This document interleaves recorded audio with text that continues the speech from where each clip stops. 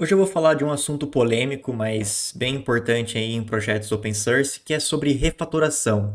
E refatorações nem sempre são bem-vindas. Bom, vou dar um exemplo aqui clássico. Tem um pull request aberto no Bitcoin Core, que é o pull request 35569, que é basicamente um encapsulation for C transaction.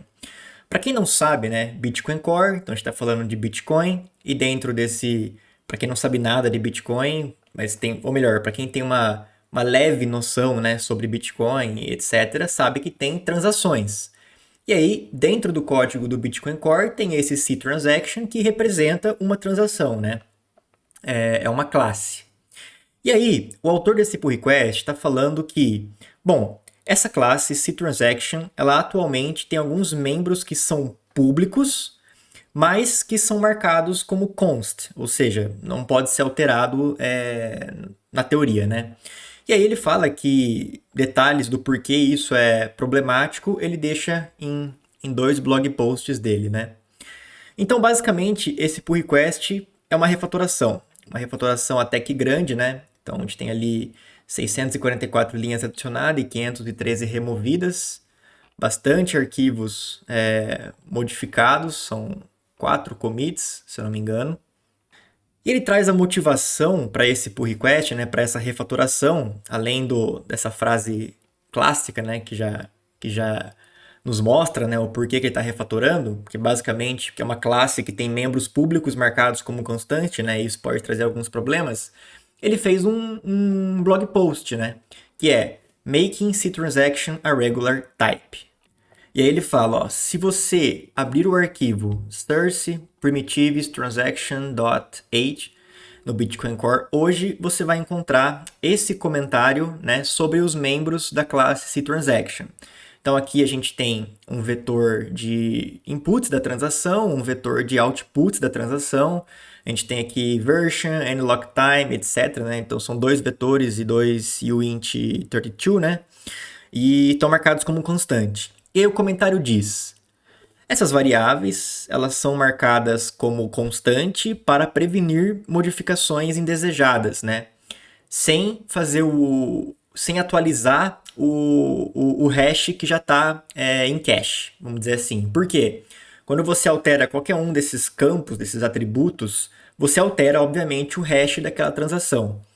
Bom, aí fala, entretanto, se transaction is not actually immutable, ou seja, dá para você mutar, mesmo tendo esses campos como constante.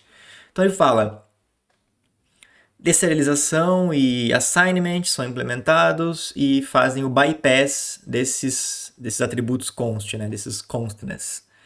Aí ele fala, this is safe as they update the entire structure, including the hash. Beleza. Bom, e aí no blog ele fala, ó, infelizmente, esse comentário que tem no código que a gente leu agora, ele não é verdade. Por quê? Primeiro, porque eles não são variáveis locais, mas são data members. Ok, beleza, só uma questão de terminologia. Bom, aí ele fala, na realidade, a deserialização não é implementada e o assignment também não é implementado. Beleza. Ele fala que embora a motivação para ter esses membros, né, como constante vamos dizer assim, dá para entender, ele diz que os guidelines do C++, né, ou seja, aquele livro de regras, né, sobre como usar o C++ da melhor forma possível, nesses guidelines tem um advice contra isso, ou seja, eles são contra esse tipo de approach. Porque quando você tem membros que são públicos, mais marcados como constante, isso traz uma série de problemas, né? Uma série de bugs. E ele mascara essa segurança que ele está tentando trazer. Ou seja, você acha que está seguro, porque é constante, mas na verdade não é seguro, né? Você não está garantindo essa segurança. Ele fala o seguinte, ó.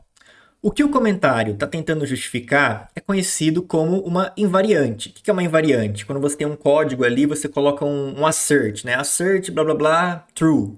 Por quê? Aquilo é uma invariante, né? Então, por exemplo, aquele determinada variável, objeto, sei lá o que, tem que ter aquele valor. Então, por exemplo, você coloca lá um assert A maior que zero. Ou seja, sempre A tem que ser maior que zero. Então, ele fala aqui que uma invariante é uma condição que deve sempre ser verdadeiro para um objeto, né?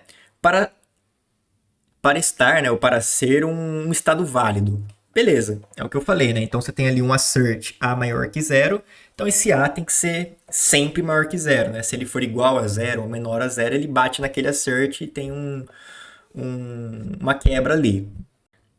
E aí, qual que é essa invariante do cTransaction? Bom, o hash e o witness hash devem sempre corresponder ao conteúdo da transação. Então, é claro, então você tem ali o cTransaction cheio de membros e o hash e o witness hash tem que sempre corresponder a esses membros. Ou seja, se você altera esses membros e você tem um cached hash ali, e quando você compara, eles não batem, isso está errado, entendeu? Por quê? Porque esse hash, esse witness hash que você tem ali guardado no código, ele tem que ser sempre correspondente a os atributos daquela transação. Ele coloca aqui version, inputs, outputs, lock time, witnesses, enfim. Então, se alguém muta esse vim, o que é esse vim? Vetor de inputs. Depois que o hash foi computado, essa invariante está quebrada. Isso é verdade. O hash agora está stale. E qualquer código que precisa confiar nesse get hash está operando com um hash incorreto. Isso é completamente entendível. E, obviamente, no caso do Bitcoin, isso pode levar a falhas de consenso. Ele até cita aqui, ó, que em sistemas como o Bitcoin isso é catastrófico. E é verdade. E aí ele fala, a maneira apropriada, né, to handle an invariant is a three-step discipline. Primeiro, o mais óbvio é fazer com que esses atributos, né, esses data members, sejam privados, ao invés de público marcando como const. E aí você pode estabelecer uma invariante e você tem que garantir, né, que toda e qualquer função que modifica, né, esses data members tem que reestabelecer essa invariante, né, ou seja, recalcular aquele hash, enfim. E aí, obviamente, que ele traz ali uma série de etapas, né, de refatorações que a gente tem que fazer nessa classe para deixar ela, entre aspas, agora de fato segura. Bom, e aqui a gente tem o pull request, então, tem uma série de comentários, pessoas que são a favor dessas alterações e pessoas que são contra essas alterações. E aí você me pergunta, Bruno, mas lendo esse blog post parece óbvio, né? Por que será que tem gente que é contra essas alterações? Bom, o primeiro motivo do porquê uma pessoa seria contra esse tipo de refatoração é porque ela é uma refatoração, de certa forma, grande, num código extremamente crítico e num código que está funcionando. Então é aquela, né? Se está funcionando, para que mexer? Então é uma área totalmente sensível do código que a gente evita mexer o máximo possível. Por quê? Às vezes, numa refatoração, por mais inofensiva que ela pareça, ela pode introduzir um bug. E como é uma área crítica do código, isso pode levar a bugs de consenso. Um outro motivo é que uma refatoração muito grande, se ela não tiver um reforço conceitual muito forte, o que vai acontecer? Ela vai conflitar com uma série de outros pull requests que são importantes. E se esse pull request aqui for mergeado, mesmo sem ter grande aprovação conceitual, vai causar uma série de pull requests, vai causar uma série de conflitos com outros pull requests que vão ter que atualizar. E aí, quando você atualiza um pull request, se ele já tiver sido aprovado, aquilo invalida aquela aprovação, enfim. E é exatamente isso que eu falei que está refletido aqui nesse comentário, né? Por exemplo, aqui ele fala concept neck. O que significa isso? Que ele está desaprovando a parte conceitual dessas mudanças. Aí ele está falando o seguinte, que encorajar grandes refatorações significantes num código crítico de consenso por razões que não são assim fortes, não é bom, vai gastar development resources, ou seja, que já são limitados nesse projeto, ou seja, devs que vão ter que parar o que estão fazendo para revisar essa mudança, e na verdade esse impacto ele é ou negativo ou, se for positivo, muito baixo.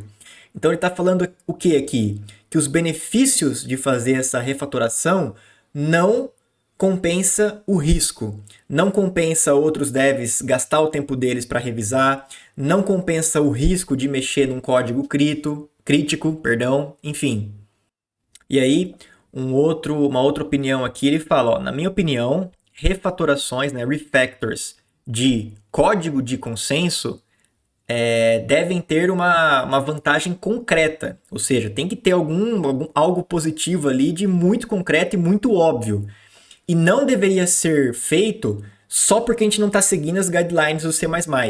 Porque tem coisa, gente, que olhando o código do Bitcoin Core, eu que trabalho ali há 3, 4 anos, eu olho e falo, caramba, isso aqui é óbvio que dá para ser refatorado, é óbvio que não está seguindo as guidelines, mas poxa vida, será que eu vou perder tempo de revisores nisso? Será que eu vou abrir um pull request refatorando algo que vai conflitar com uma série de outros pull requests? Ou pior, eu posso estar mexendo num código, uma parte do código ali que é crítica, como essa parte que é de consenso, e posso, sem querer, introduzir um bug. Por isso que a gente acaba evitando refatorações.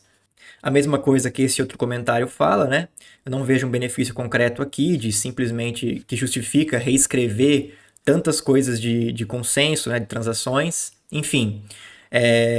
Então, é isso. Eu vejo bastante comentários negativos aqui e o intuito desse vídeo era mostrar para vocês que às vezes alterações e refatorações que parecem algo positivo e até são positivo, nem sempre compensa ser feito. Ainda mais num projeto que é open source, ou seja, não tem uma empresa por trás que fala, não, um project manager que fala, não, isso tem que ser feito e eu vou mover o Bruno e o fulano para revisar isso. Não, aqui a maioria das pessoas trabalham por, entre aspas, conta própria, né? Não são funcionários de uma empresa e os recursos de desenvolvimento aqui são limitados. Então, às vezes, você abrir um pull request com uma refatoração, embora ela seja positiva, nem sempre ela vai compensar os riscos.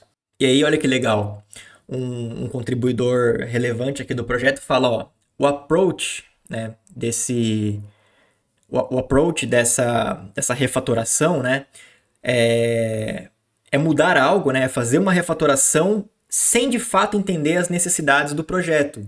Ele até fala que no começo, quando esse Lorenc, né, ele fala, quando eu comecei a trabalhar nesse projeto, quando eu comecei a contribuir nesse projeto, eu também caí nessa armadilha, né, de ver muita coisa no código que dá para ser refatorado, abrir um monte de pull request e na verdade nem sempre esses pull requests compensam. E aí ele recebeu, ó, a lot of pushback.